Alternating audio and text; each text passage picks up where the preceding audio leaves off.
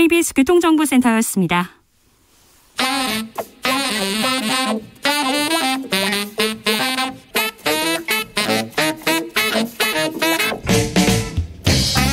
세계는 넓고 이슈는 많다. 우리의 시야를 국제적으로 넓혀보겠습니다. 국내 뉴스, 국제 이슈 다 덤벼라. 지금은 글로벌 시대. 자, 국제적 토크로 한번 들어가 보겠습니다. 군사 외교 안보 전문가 김종대 전 의원. 안녕하십니까. 네. 세계적인 평론 스케일 임상훈 인문결 연구소장 어서 오세요. 안녕하십니까. 네. 미국 중간 선거가 있었습니다. 어떻게 보셨습니까?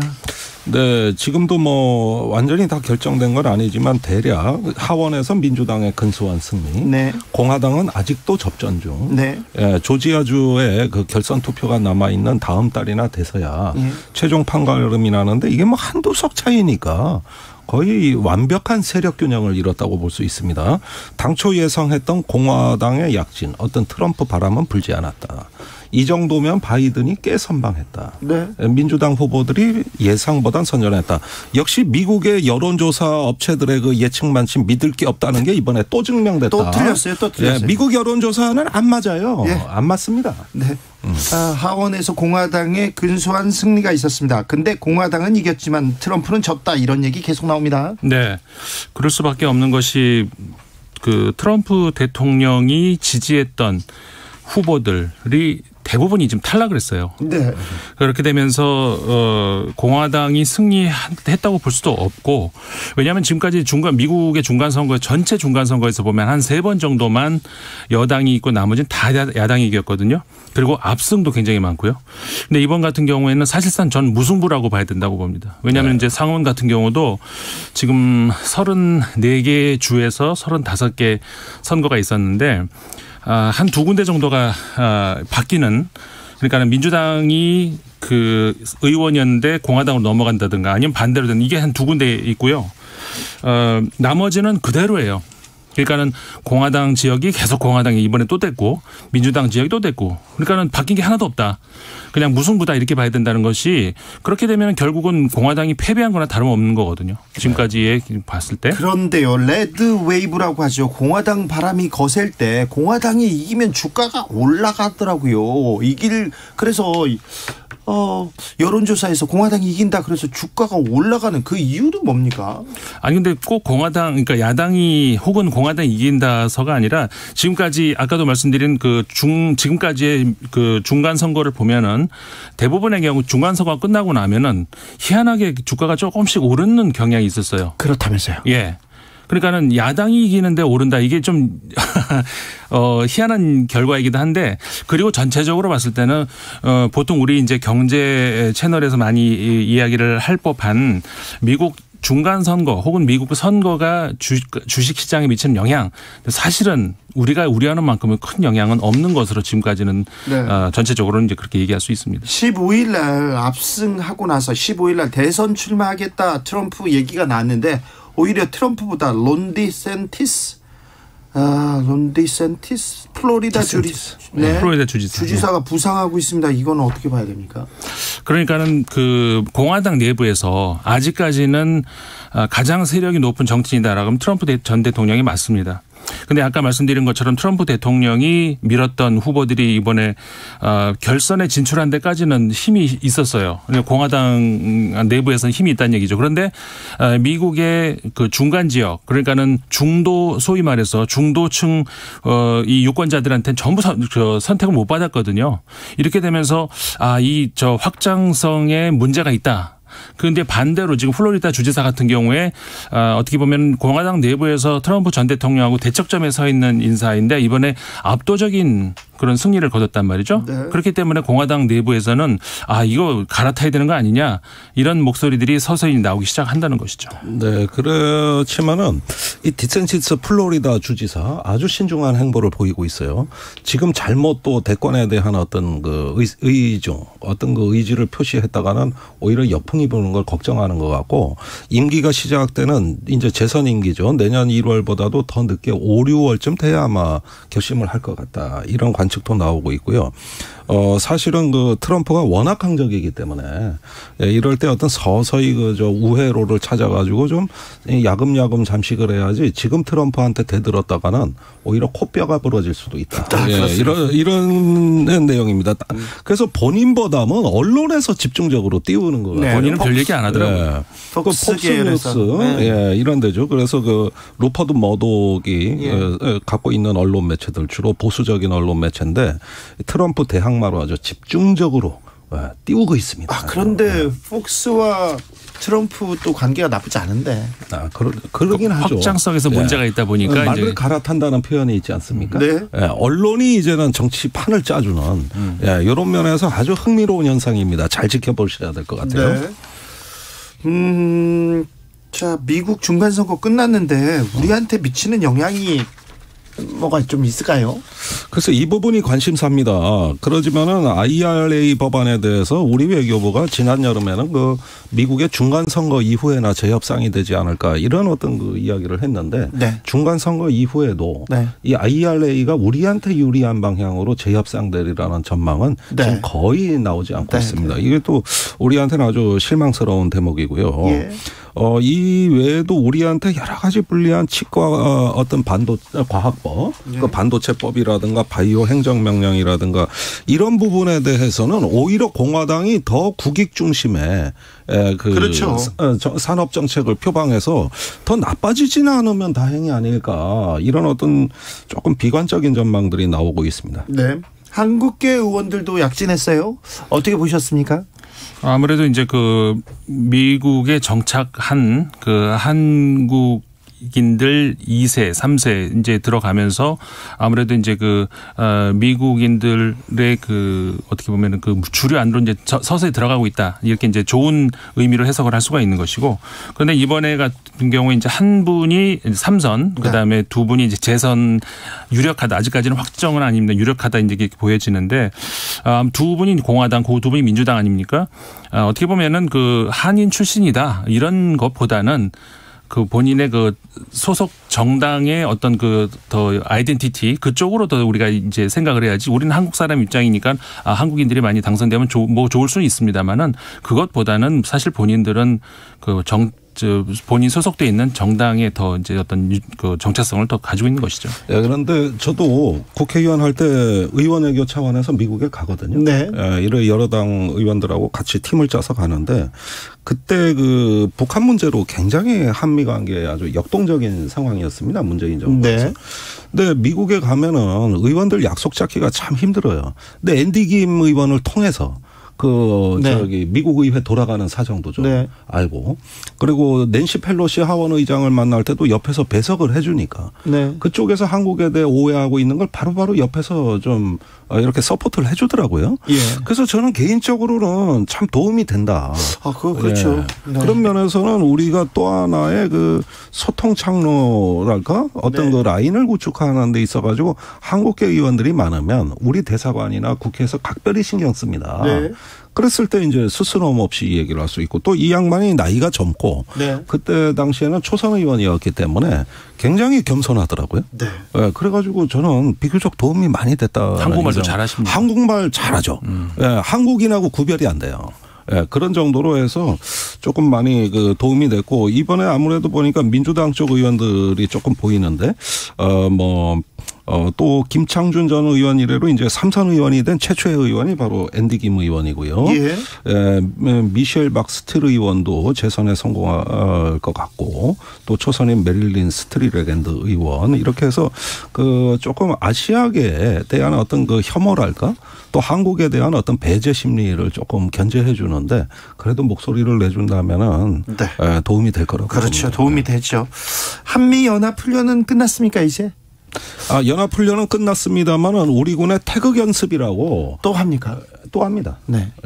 그래가지고 계속 훈련은 진행 중에 있습니다. 그렇습니까? 죽음의 백조가 한반도에 다녀갔습니까 이번에? 네, 다녀간 걸 사후에 공개했는데요. 네. 근데 죽음의 백조다 그런 게 뭐냐면은 60톤의 폭탄 탑재 중량을 갖고 있으니까. 네. 60톤이면은 뭐 고성능 폭탄을 수도 없이 떨어뜨릴 수 있으니까 그래서 죽음의 백조라고는 합니다만은 이게 괌에서 왔단 말이에요. 예. 근데 이 핵무기 투발이 안 됩니다. 우선 괌에는 핵무기가 없고 예. 거기에 발사 코드를 부여해서 거기에 맞는 비행기가 와야 되는데 이번은 재래식 핵폭탄을 굉장히 많이 투하하는 이런 용도로 온 것이죠. 그런 면에서 봤을 때는 일단 무섭긴 하지만 핵 억지력이란 차원에서는 조금 문제가 있는. 죽음의 백조 전략 폭격기가 뜨면 뭐 네. 북한이 두려워하고 벌벌 떱니까?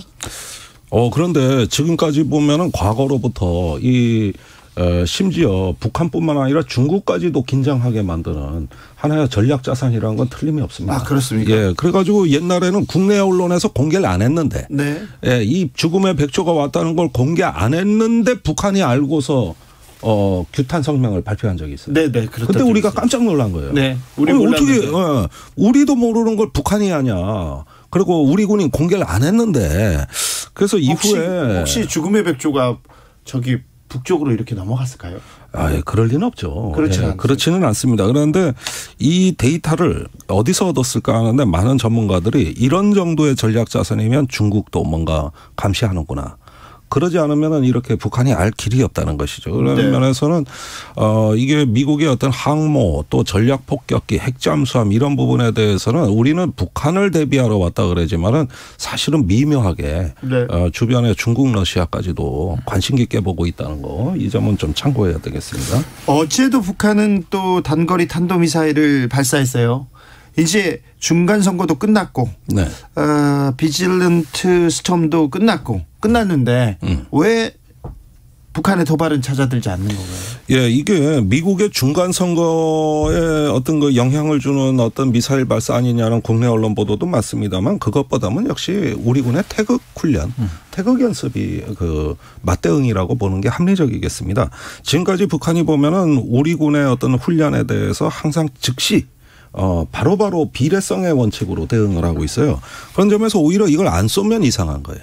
네, 지금은 그게 뉴 노멀이 돼버렸단 말입니다. 네. 우리가 움직이기만 하면 북한도 뭔가 보여줘야 되는 이게 어떤 뉴 노멀이 돼버리는 이런 상황이기 때문에 이렇게 연결지어서 봐야 되겠고 앞으로 또 전략 자산의 어떤 수시 배치가 한미 국방장관 연례안보 협의회에서 합의가 됐기 때문에 이 부분에 대해서 북한이 역시 또 준비하고 있을 것으로 예상됩니다. 윤석열 대통령 해외 순방에 나섭니다. 캄보디아에 먼저 가는데요. 한미일 정상회담도 추진한다고 했는데 이번에 조금 성과를 어떤 기대를 가지고 있으신지요?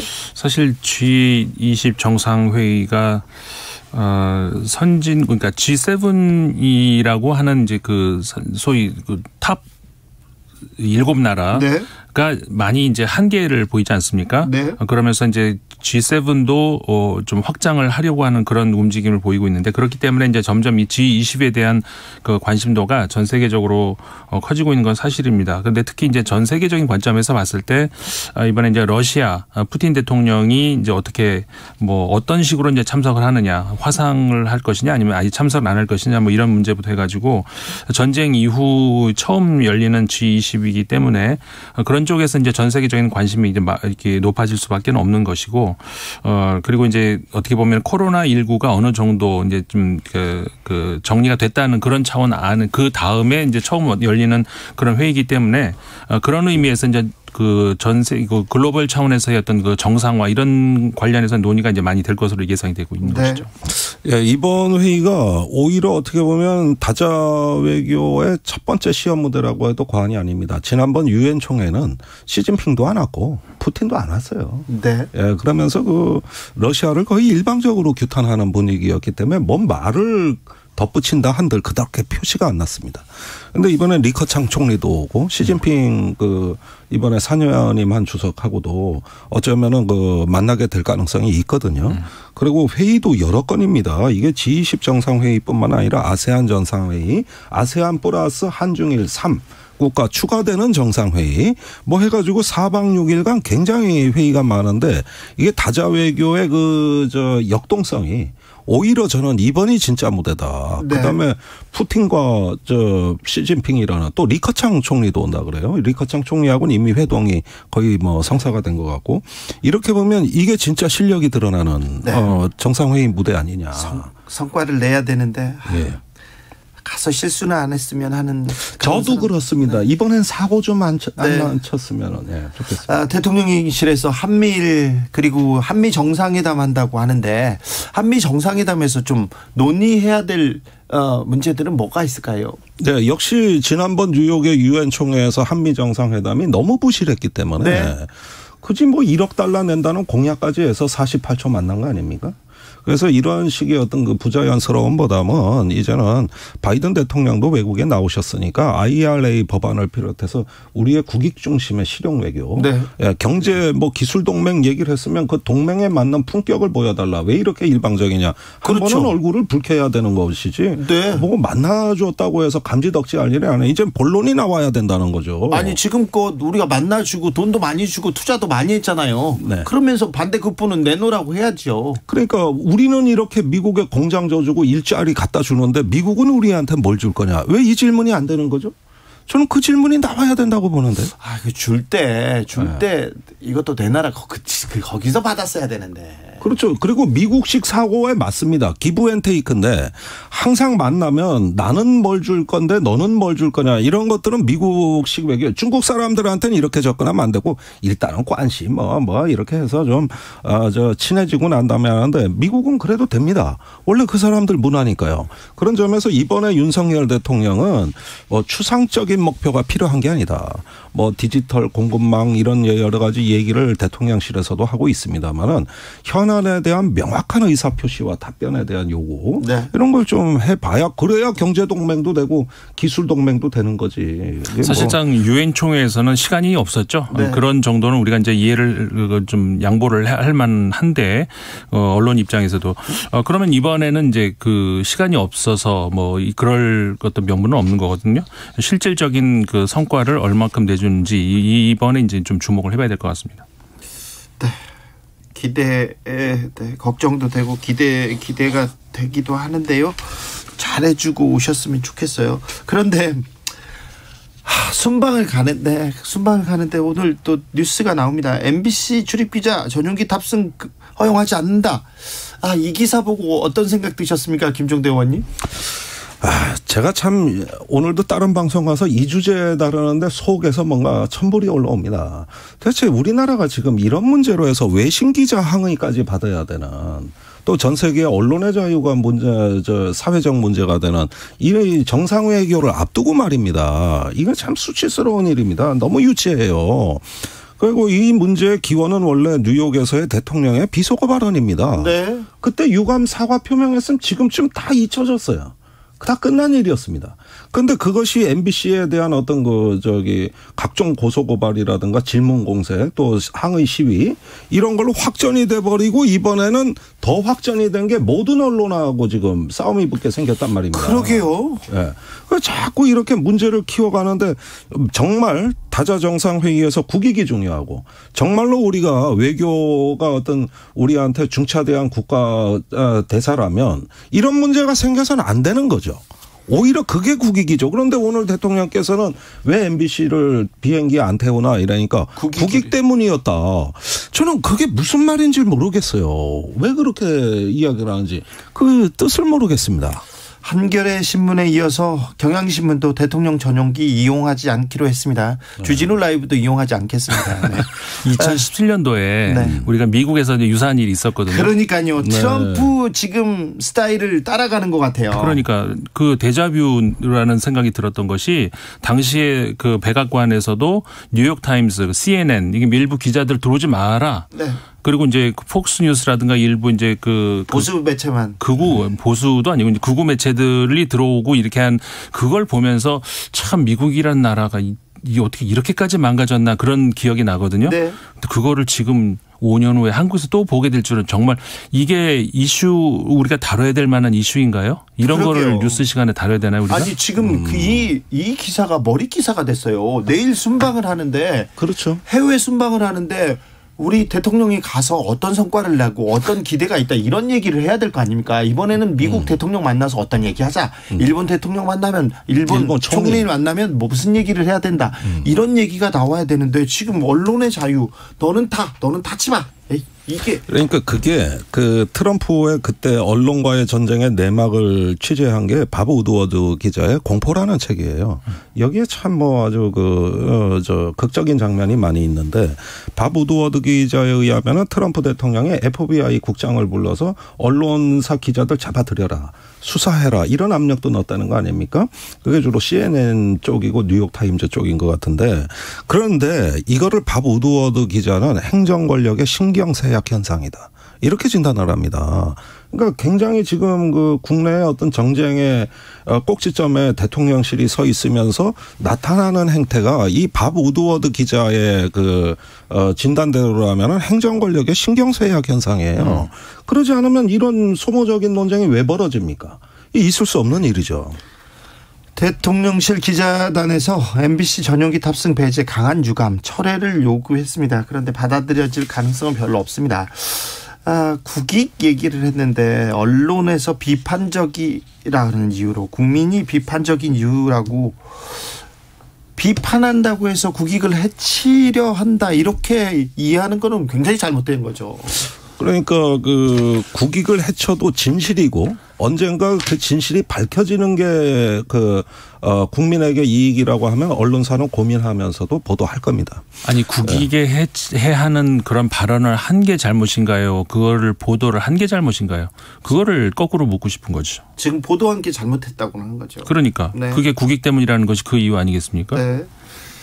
대통령실에서는 MBC 탑승 거부 취재 제한 아닌 편의를 제한한 거다. 가짜뉴스 문제다 이렇게 얘기했는데 대통령실 언론 홍보 이렇게 담당하시는 분들 굉장히 좀 우려가 됩니다. 그분도 MBC 출신입니다. MBC 기자 출신이죠. MBC의 출신인 분이 지금 홍보 수석을 하고 계시고. 웃기고 있네 그분이세요.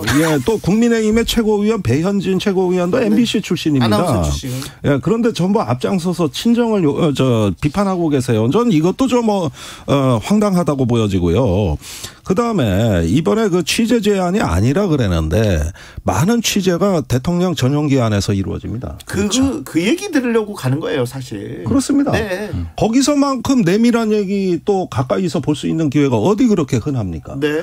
그래서 그 순방에 대한 의미와 결과도 대부분 전용기 안에서 그 설명이 되는 것이고 또 이 전용기라고 하지만은 이게 대통령실 소속이 아니라 공군 1호기입니다.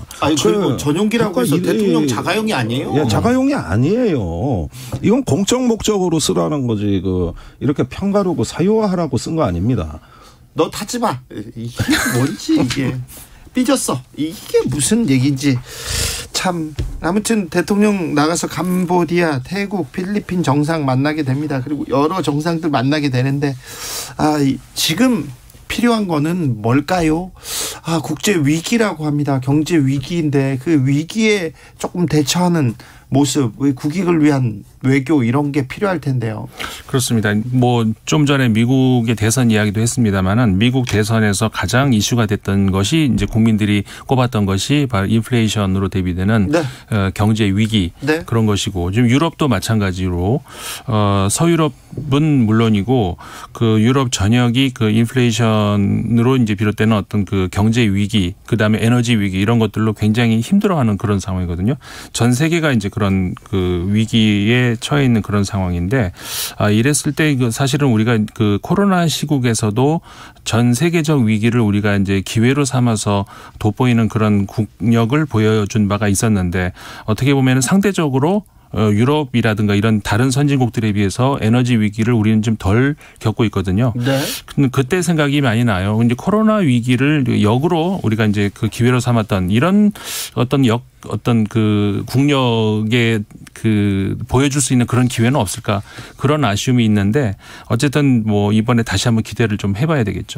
저는요 그런 경제 문제도 많이 논의되겠습니다만 이 경제가 이렇게 위기로 간 거는 안보 문제, 지정학의 문제에서 기인한 바가 매우 큽니다.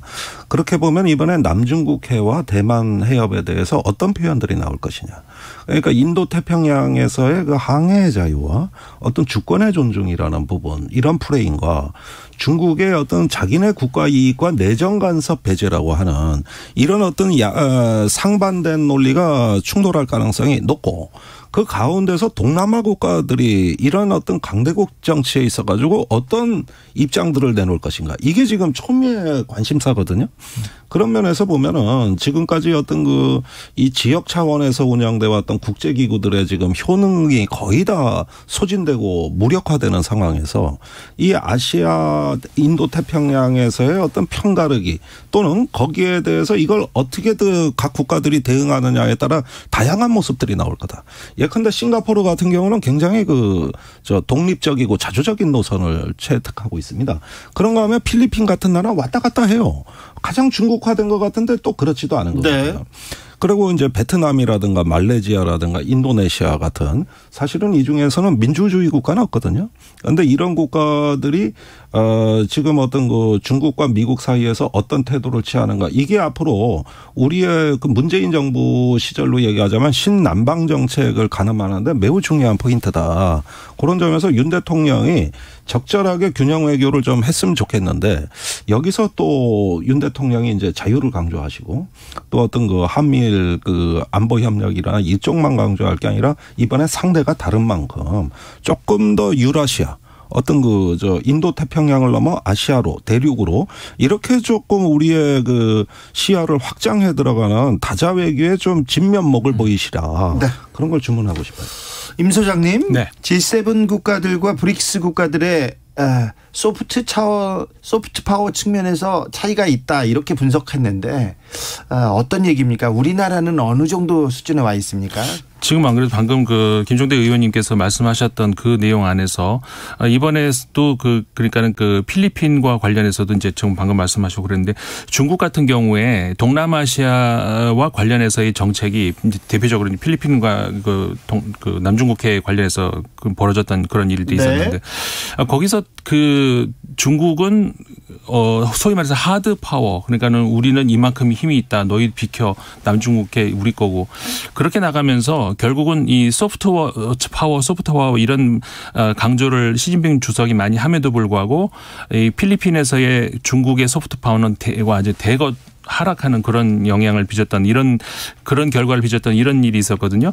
결국 이거 다자 외교에서 확보를 해야 되는 것들도 이제 그런 것들인데 결국은 그 중국이 잃고 있는 그런 소프트 파워의 그러니까 힘 이런 것들이 이제 이번에 그 우리나라에서 어떻게 보면은 얼마 전에 참사가 있었습니다만은 예. 이런 문제들이 결국 소프트 파워의 힘 이런 것들이 어떻게 이제 작용할 수 있는지 그런 그 내용들을 제가 최근에 한번 그 기고를 했었던 거죠. 네. 우크라이나 상황은 어떻게 돌아가고 있습니까? 그 헤르손 남부 지역 있잖아요. 네. 그 동부 지역에서 러시아가 많이 그 최근 들어와가지고 영토를 다시 탈환당하는 그런 일이 있었죠. 근데 이제 남부를 우크라이나가 집중하는 그런 과정 속에서 남부의 전략지라고 하는 헤르손이 드니프로 강 이 서쪽에 있는데 그 강이 어떻게 보면 우크라이나에서는 상징적인 강인데 네. 서쪽하고 동쪽하고 굉장히 그 뭐랄까 국민 정체성도 다릅니다. 근데 그렇게 굉장히 전략적인 지역인데 여기를 점령했던 러시아가 최근에 여기를 철수하겠다 이렇게 발표를 했어요. 실제로 병력이 모두 나갔는지는 아직은 확인이 안 되고 있는데 우크라이나 입장에서 신중한 입장입니다. 아직 병력은 안 나간 것 같다. 근데 분명히 러시아 국방부에서는 철수 명령을 내렸어요. 이렇게 되면은 이 헤르손이 굉장히 중요한 지역이라는 것이 크림반도와도 연결되는 그런 부분이거든요. 이게 근본적으로 러시아의 어떤 그 전략적인 그 변화가 있을지 며칠 정도 좀 더 두고 봐야 되는 그런 문제인데 만약에 그런 그 전략적인 근본적인 변화가 있다라고 한다 그러면은 러시아 입장에서는 정말 심각한 타격을 입고 있는 건 맞구나. 최근에 미국의 그 국방 국방인가 그 차관이 그 발언한 내용에서도 그 탱크의 절반을 지금 날린 것 같다. 러시아 입장에서 유도탄은 거의 소멸한 것 같다, 소모된 것 같다 이런 분석도 나왔었는데 심각한 그 러시아 입장에서는 그 군 그 자산 전력에 타격이 있는 것은 아닌가 조심스럽게 전망을 한번 해볼 것 같습니다. 네, 초기에 전문가들은 어쩌면 러시아가 일부러 후퇴하는 척하며 우크라이나 유인 전략을 쓰는 거 아니냐 이런 관측도 나왔어요. 네. 근데 이제 뒤로 가면서 임상훈 소장님 말씀대로 좀 기울어지는 것 같은데요. 그러나 러시아가 아직까지 실전에 내놓지 않은 무기가 의외로 많습니다. 그러니까 지금 말씀하신 무기들은 재래식 무기가 거의 소진됐다는 거거든요. 그러지만은 그 극초음속 미사일도 지금 꾸준히 생산이 되고 있고 또 인공지능 드론이라든가 여러 가지 전략 무기들이 남아 있기 때문에 재래식 전쟁을 차원이 다른 전쟁으로 또 전환시키는 다른 식의 도발의 가능성이 있다. 네. 이런 점에서는 이 전쟁은 일시적인 상황이면서 또 동시에 차원이 다른 전쟁으로 진입하는 또 변곡점이 될 수도 있다는 가능성. 김종대, 임상훈 두 분 감사합니다. 감사합니다.